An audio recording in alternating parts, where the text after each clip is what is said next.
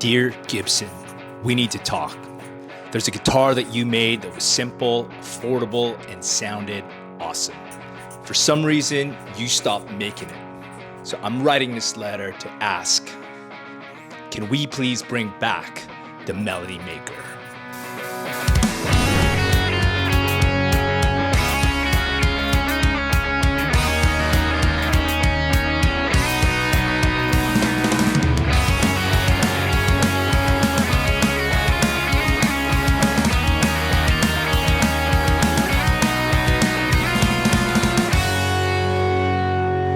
This is the Gibson Melody Maker. Now, before I talk about why I think Gibson guitarists should bring this guitar back, we have to talk a little bit about the history of this guitar. The Melody Maker first hit the scene in 1959. Now, at the time, there were two Les Paul models in Gibson's catalog. At the top of the line was the Les Paul Custom, and one below that was the Les Paul Standard.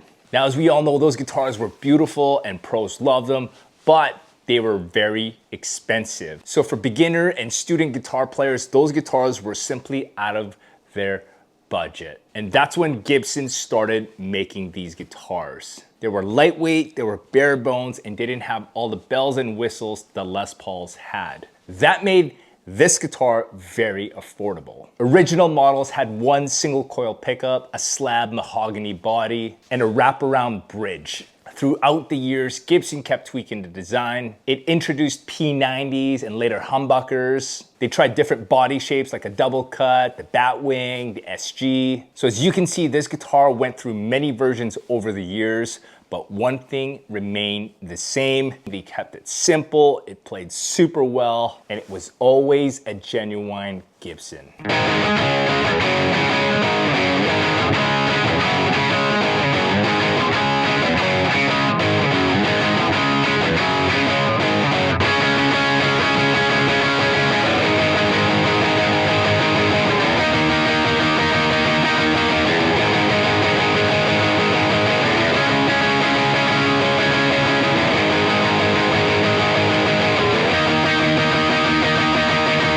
Now let's talk about this line of Melody Makers that Gibson released. They were available between 2011 and 2013. Now this was a really cool line of guitars. It came in different shapes. It came in a Les Paul, SG, Flying V, and an Explorer shape. They were really cool guitars. Instead of the traditional mahogany body, Gibson used maple bodies and maple necks.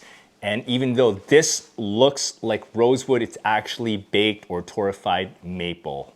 So this guitar is super resonant. The neck is a 50s profile, so it's pretty thick, much like my Les Paul Standard. A single humbucker pickup, which is the 491R, I think, or the 491T. I can't remember. Comment down below and let me know which one it is. A Les Paul Junior wraparound bridge, one volume control, no tone knob, because who needs that? And finished in a black satin nitro, which ages so well. But that's the beauty of this guitar. It's the feel, it's the tone, no extra nonsense.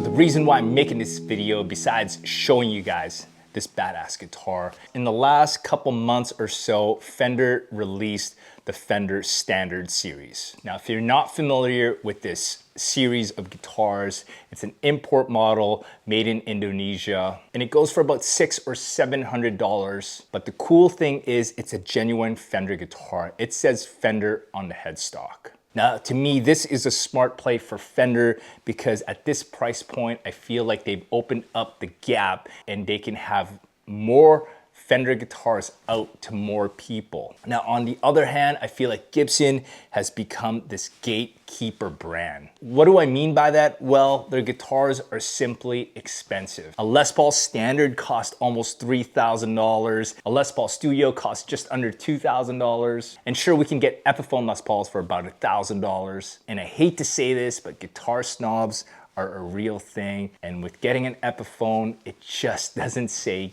Gibson on the headstock. I know it's a superficial thing, but I don't think I'm wrong because that's how I felt about my Epiphone Les Paul.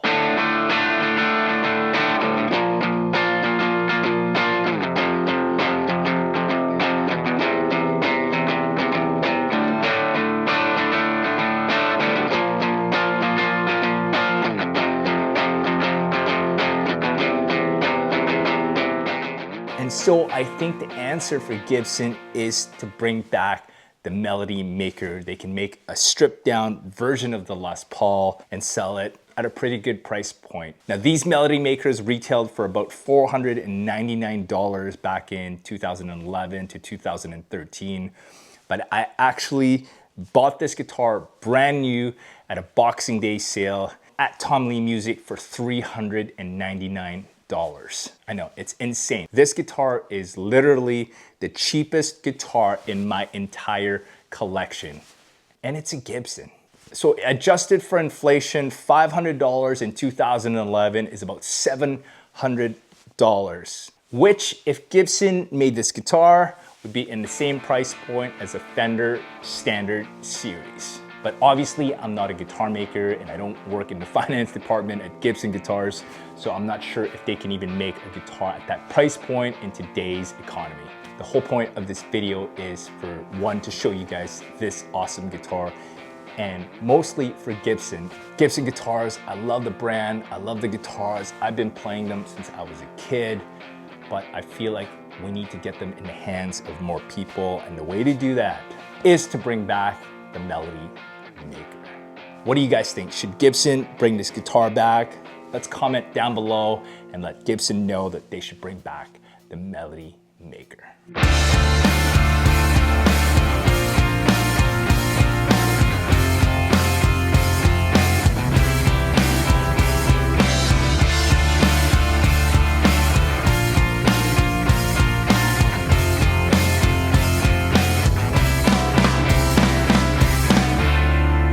If you like this video, you might like a video about my Les Paul Studio. I'll post it right here. Thank you for watching. I will see you guys in the next video. Peace.